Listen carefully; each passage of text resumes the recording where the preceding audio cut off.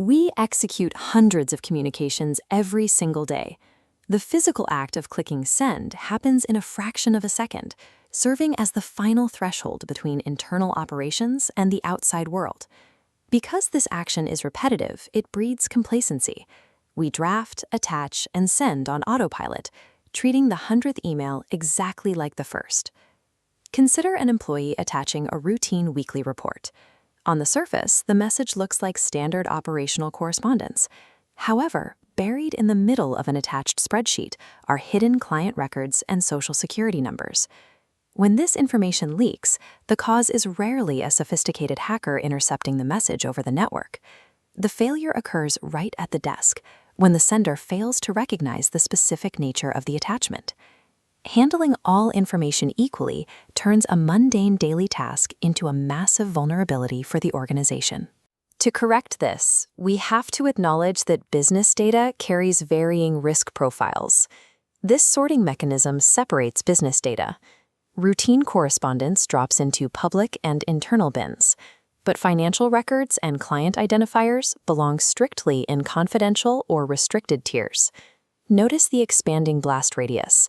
Exposing this restricted data increases legal liability, regulatory fines, and reputational damage. Preventing these outcomes requires a deliberate 2-second mental pause before the send button is clicked. You have to evaluate the specific tier of your data. Effective security relies on an employee recognizing the inherent value of the data before software ever gets involved. That recognition takes the form of our first protocol, explicitly classifying the information before it leaves your outbox. Here we see a clean user interface checklist outlining the 4 data tiers: public, internal, confidential, and restricted. When attaching a file like this client records report, you must assign it to one of these specific categories. If the file contains personally identifiable information, proprietary business strategies, or private financial data, it meets the criteria for confidential. Relying on the file name alone or guessing what might be inside the document leads directly to misclassification. You must open the attachment and verify the contents. Assigning the correct classification is the foundational step. Once you define the data's exact tier, you know the exact level of technical protection you must apply next. Step 2 is protection. For confidential and restricted information, that means applying email encryption. This animation illustrates the mechanics of the cryptographic wall. Encryption transforms the email payload from interceptable plain text into an unreadable scrambled cipher. The scrambled data only returns to a readable format once it reaches the authorized recipient's authenticated device.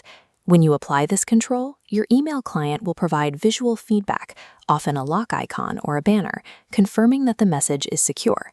If the message is intercepted during transit, encryption ensures the content remains unreadable and useless to anyone outside the organization. We arrive at the final protocol, manually verifying the recipient. This interface highlights a pervasive danger. Autocomplete functionalities are designed for speed, frequently predicting and filling in the wrong contact because they share a similar first name. A high frequency of critical data leaks occurs simply because an employee trusts the auto-filled name and hits send. The fix is manual intervention. Backspace, correct the entry, and confirm that the address belongs to the specific authorized individual. Clear and confident. Advanced technical encryption offers zero protection if you voluntarily hand the data directly to an unauthorized recipient. This side-by-side matrix compares the 2 pathways. On the left, an unclassified, unencrypted email heading to the wrong contact. On the right, a transmission that is properly classified, encrypted, and verified.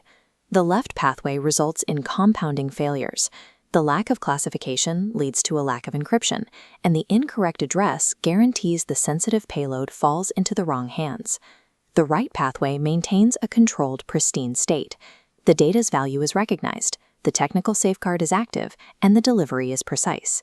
The difference between a breach and secure business operations comes down to executing 3 deliberate steps. This final checklist outlines the mandatory habit. Classify the information, protect it with the right security control, and verify the recipient. This sequence is a core standard of professional competency.